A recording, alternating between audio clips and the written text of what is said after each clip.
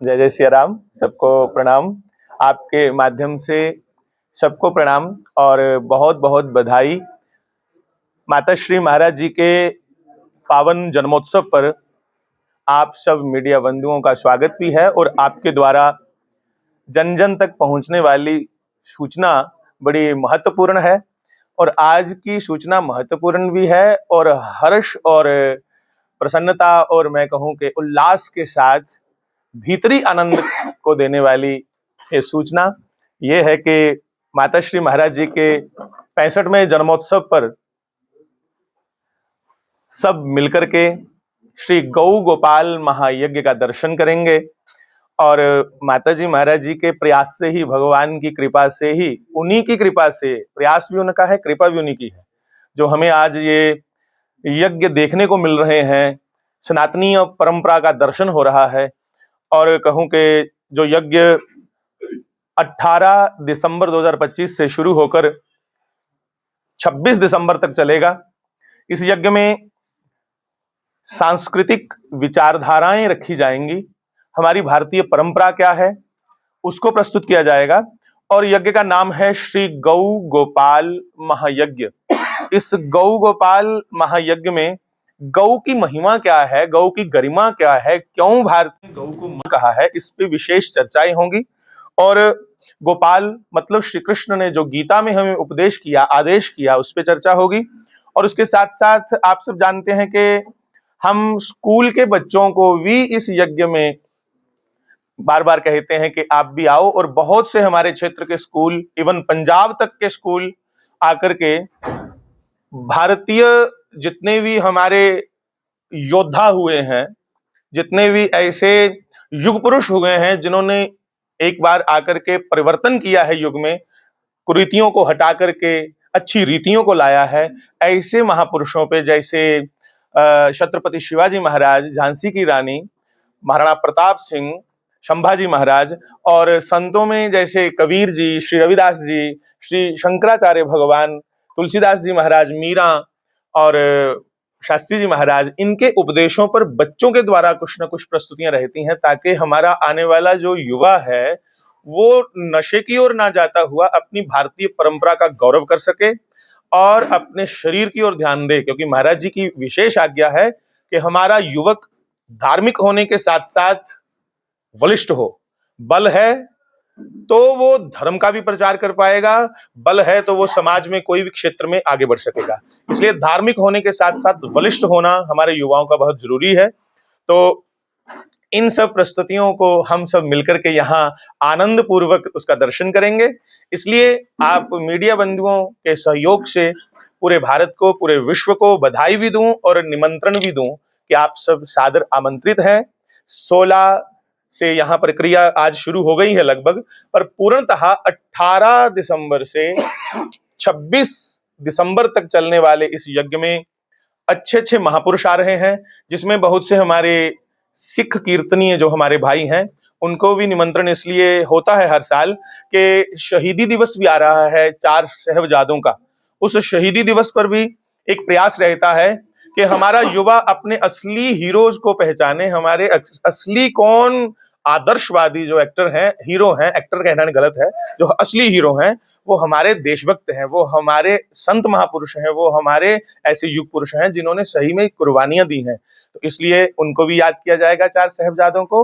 गुरुओं की कही हुई वाणी यहाँ प्रस्तुत की जाएगी जिससे हम अपने जीवन को साकार बना सकें। तो बंधुओं, इन सब बातों को देखते देखते महाराज जी के जीवन पर आधारित भी चर्चाएं होंगी कि धन्य है शास्त्री जी महाराज जिनको आज लोग इतना प्रेम करते हैं कि जैसे यहाँ प्रेस वार्ता हो रही है, जितने संत महापुरुष आए हैं सबके श्री चरणों में मेरा वंदन, भारत के सभी संतों के चरणों में मेरा वंदन, जिन्होंने अपने अपने स्थान से, अपने अपने प्रांत जिला से, अपने अपने वहां समाज को लेकर के प्रेस वार्ता की है। आप देख रहे हैं RS पुरा वालों ने अलग से प्रेस वार्ता की, संतों ने, स्थानीय लोगों ने, विश्नाव वालों ने, दरिया पार अखनूर वालों ने, पंजाब वाले, गुजरात, राजस्थान, सब लोग अपने अपने स्थान पे बधाई दे रहे हैं और शास्त्री जी महाराज की कही हुई जो शिक्षाएं हैं, बताई हुई पवित्र वो बातें हैं, बानी है, उस पे चलने के लिए हमें सब संत कह रहे हैं कि तभी जीवन का कल्याण है। देखिए महाराज जी का कितना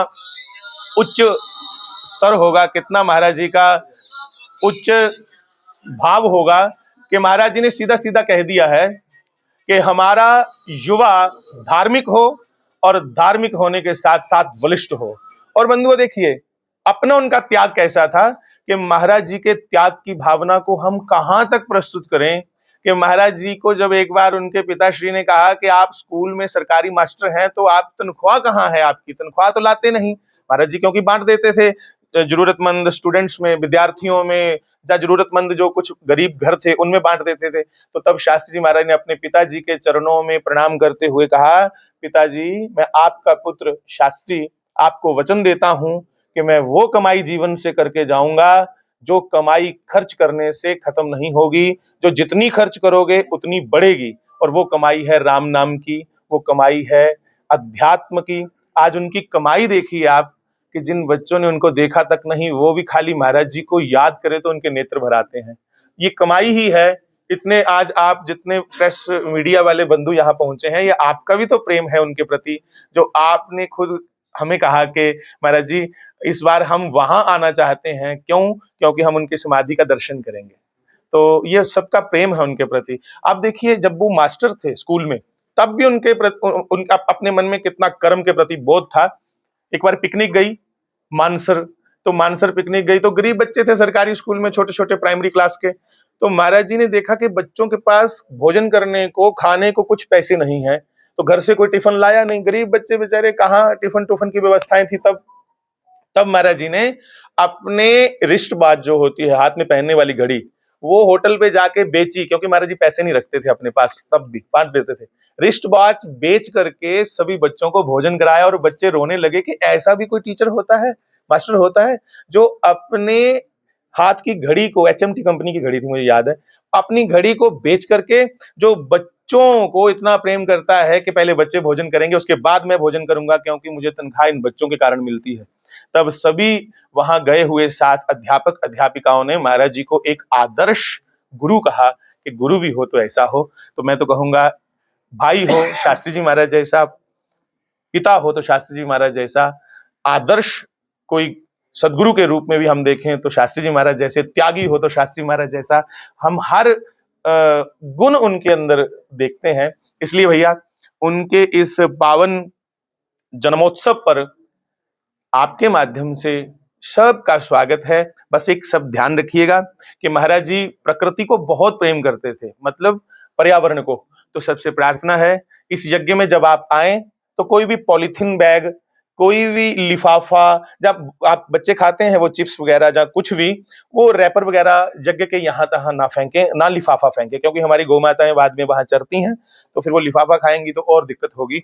हाँ, तो इस बार लंगर में भी हमने डिस्पोजेबल थाली गिलास वो सब बंद, सबसे प्रार्थना की कि वो नहीं चलेगा, सब स्टील प्लेट्स, ताकि गंदगी ना फैले। तो क्यों, जहां सफाई वहां खुदाई। भगवान भी पवित्रता को बहुत पसंद करते हैं।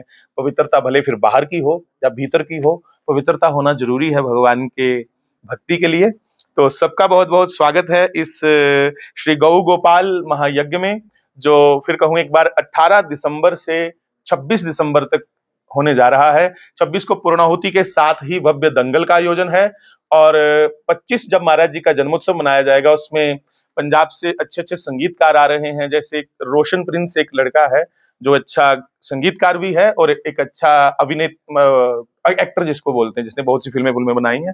तो वो अब क्योंकि उसने खुद कहा कि मैं महाराज जी सनातन पे ही बात करता हूँ तो मुझे इस बार मौका दिया जाए, तो इस बार वो आ रहे हैं।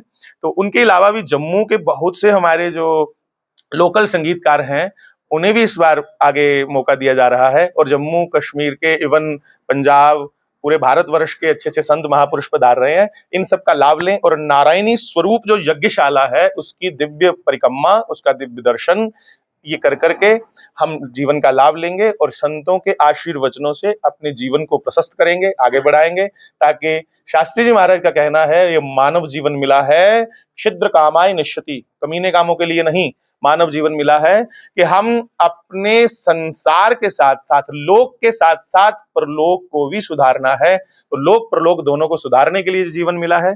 इसलिए सबका स्वागत। 18 दिसंबर से 26 दिसंबर 2025 तक। बहुत बहुत स्वागत। जय जय सिया राम।